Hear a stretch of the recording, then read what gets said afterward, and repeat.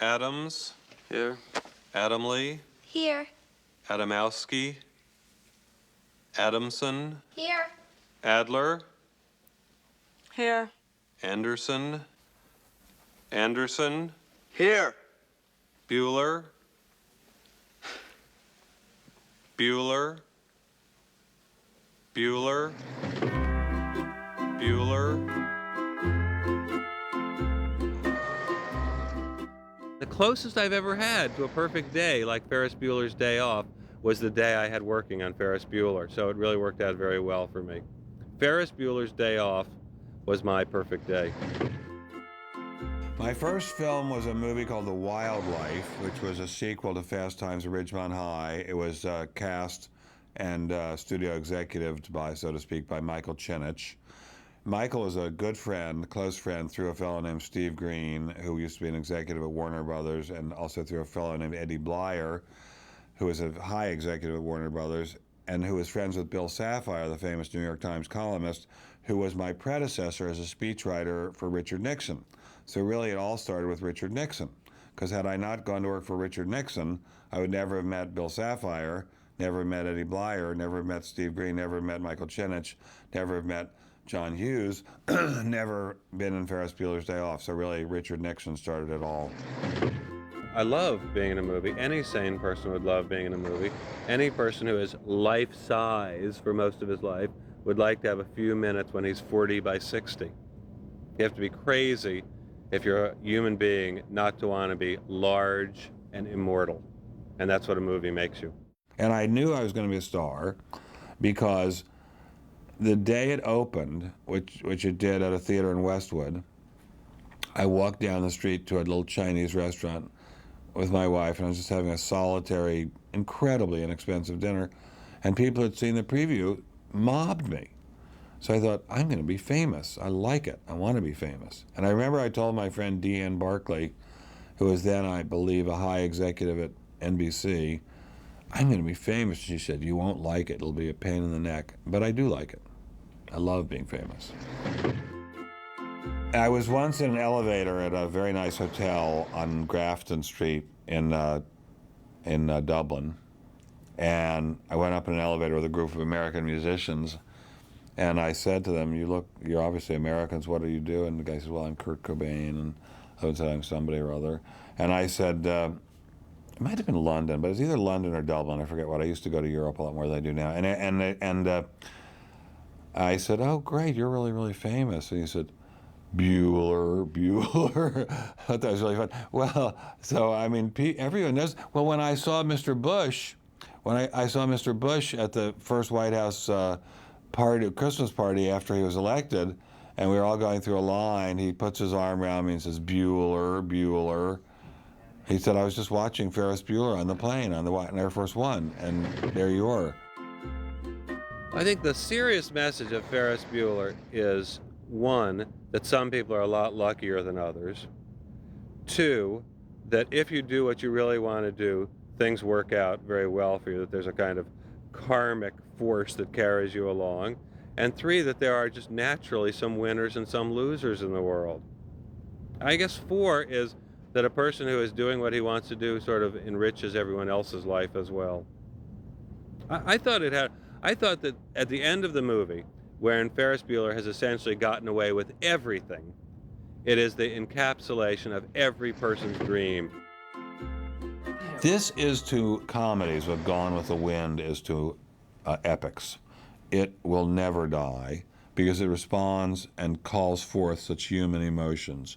It isn't dirty, there's nothing mean-spirited about it, there's nothing sneering or sniggering about it. It's just wholesome. We want to be free, we want to have a good time. We know we're not going to be able to do all our lives, we know we're going to have to buckle down and work, we know we're going to have to eventually become family men and women and have responsibilities and pay our bills, but just give us a couple of good days that we can look back on.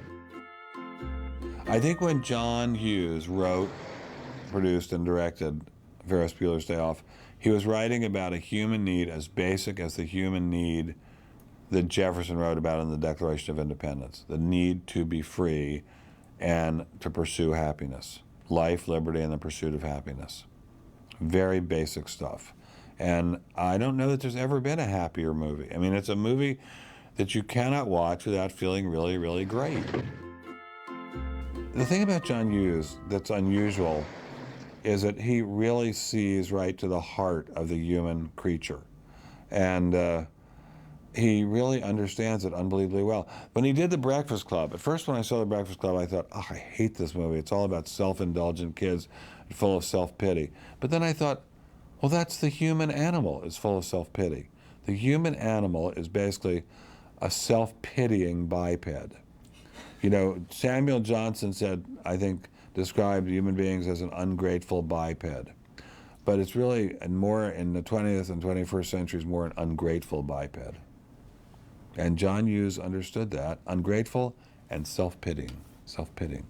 In the 21st century, 20th century, John Hughes got it. Man and woman are self-pitying bipeds.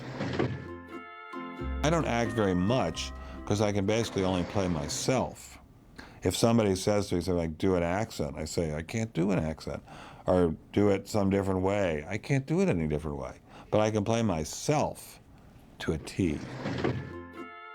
It's fun to be a laughable character. I spend most of my life being a very serious character, and I love being a laughable character. I think anyone in his right mind would like to make people laugh. I think the highest goal of any human being would be to be a successful stand-up comic.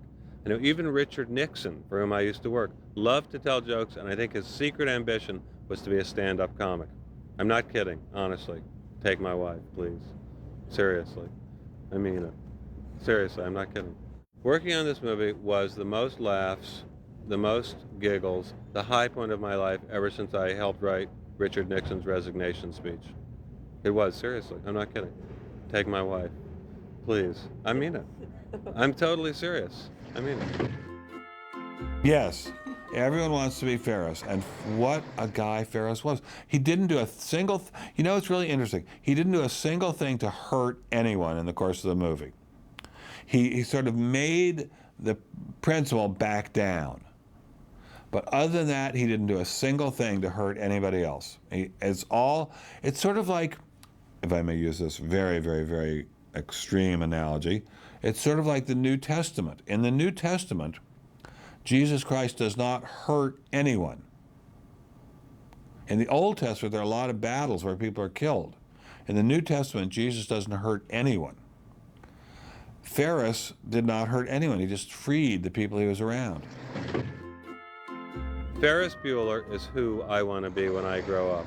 Here I am, I'm 60 years old, okay? So I'm an old guy at this point. I mean, I hope to be a lot older, but, and even now, when I walk down the street in Georgetown, I have a place in Washington, D.C. near Georgetown.